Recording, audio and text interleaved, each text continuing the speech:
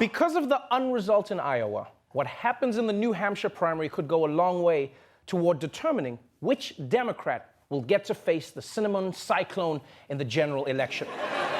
And for the last week, the story has been the epic rise of Pete Buttigieg, former South Bend mayor and human ventriloquist dummy. Right now, people are saying that Mayor Pete won the most delegates in Iowa, which is why during Friday night's Democratic debate, everyone was gunning for him. High stakes in New Hampshire. Buttigieg, the primary target on the stage. I don't have 40 billionaires, Pete, contributing to my campaign. We have a newcomer in the White House, and look where it got us. Senator Warren, is that a substantial answer from Mayor Buttigieg? No. Pete, fundamentally, you are missing the lesson of Donald Trump's victory. We need people with experience. That's why I'm worried about Mayor Pete. Yeah, that's right. The whole debate, everyone was coming for Mayor Pete, which was insane. Like, I haven't seen that many people mad at a small-town mayor since that dude left the beaches open in Jaws. Hell, at one point, Marianne Williamson beamed in from the astral plane like, we should love all of Earth's creatures, but this dude ain't shit. Now, if Pete Buttigieg is on the rise, Joe Biden is on the ropes. From being the clear frontrunner just a couple of weeks ago, he's now struggling to stay relevant in the polls, which is why the former VP is going after Buttigieg harder than anyone. Joe Biden sharpening his attacks on a rising Mayor Pete Buttigieg. Former Vice President Joe Biden hitting out at any comparisons between Buttigieg and his former boss. This guy's not a Barack Obama. Barack Obama been a United States Senator of a really large state. Buttigieg firing back on Sunday. Well, he's right. I'm not, and neither is he. Neither is any of us. Ooh. Yeah, right now, Obama's sitting at home like, goddamn, you're damn right. That's right, America. There's only one Barack Obama. And then Michelle walks in like, Barack, did you leave the toilet seat up again? He's like, you must be mistaking me for Mayor Pete.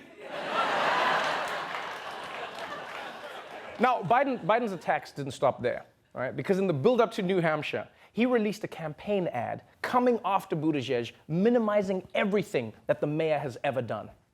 Joe Biden helped lead the passage of the Affordable Care Act, which gave health care to 20 million people. And when parkgoers called on Pete Buttigieg, he installed decorative lights under bridges, giving citizens of South Bend colorfully illuminated rivers. Joe Biden helped save the auto industry, which revitalized the economy of the Midwest, and led the passage and implementation of the Recovery Act, saving our economy from a depression. Pete Buttigieg revitalized the sidewalks of downtown South Bend by laying out decorative brick. We're electing a president. What you've done matters. Wow, that was so bitchy. It was a really bitchy ad. Like, look what I did, and then look what he did. And look, I get why Biden is going after Buttigieg's lack of experience, but I'll be honest. To me, experience doesn't matter anymore when it comes to being president of the United States. If there's one thing Donald Trump has shown America, it's, well, how not to apply makeup. But if there's another thing he's shown America, it's that you can run this country without experience. Right? I know it sounds crazy, but if you think about it, none of the shitty things Trump has done were because he didn't have experience. They're because he's a dick. Which is ironically the one thing where he has decades of experience. Now, Mayor Pete did respond to Biden, but he hasn't released any ads attacking the VP. And maybe that's because he doesn't need to, because Biden keeps attacking himself. At a campaign event, Biden had a bizarre response to a voter who asked whether he can win a national election. Watch this. How do you explain the performance in Iowa, and why should the voters believe that you can win the national election? It's a good question. Number one, Iowa's a Democratic caucus. You ever been to a caucus? No, you haven't. You're a lying dog-faced pony soldier. You said you were, but now you got to be honest. I'm going to be honest with you. Yeah, Biden didn't like that woman's answer. And he didn't just call her a liar, he called her a lying dog-faced pony soldier. And those are strong words that I don't really understand at all. Like, what is that? Is it a pony that's a soldier with a dog's face?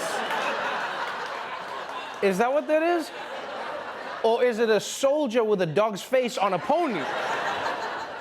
Also, why is this creature lying? Is it catfishing people? Who are you? I'm a girl in Ohio. You're a lying dog-faced pony soldier. Like, what does that mean? And everyone's been wondering where this phrase came from. And Biden's campaign said that it's a quote from an old John Wayne movie. But here's the thing, nobody has been able to find this in any John Wayne movie.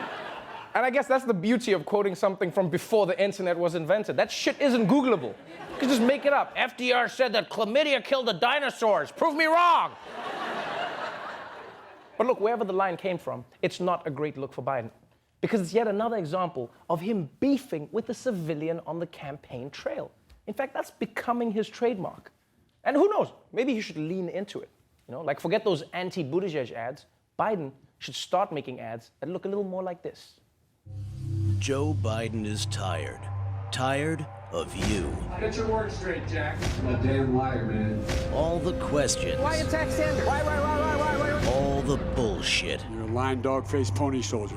You don't want him in your face? Then get the out of his. I'd rather go vote for somebody else. So vote for Joe Biden. If you still doubt about my commitment, then you should vote for somebody else. Don't vote for me. Or don't.